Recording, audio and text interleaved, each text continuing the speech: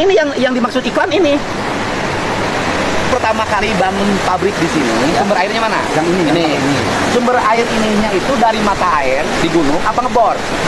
Di sini nggak ada proses pengeboran, Pak. Pengeborannya nggak ada pengeboran ke bawah, cuma ini air yang keluar dari Mata air. mata air yang tinggi itu. Ini berarti Bapak pasang iklan dulu benar. Ya kan Pak, gini Pak, ini kan Bapak harus jelasin dari akuanya. Ini kan manajemen Bapak.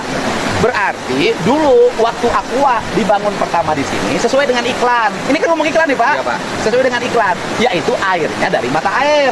Betul. Benar kan? Iya. Mata air pegunungan, Iya, betul? betul. Nah, yaitu ngambilnya dari sini. Iya.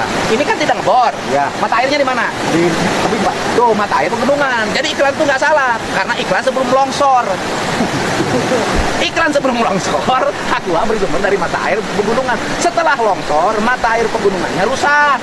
Jadi mata air pengeboran, benar kan?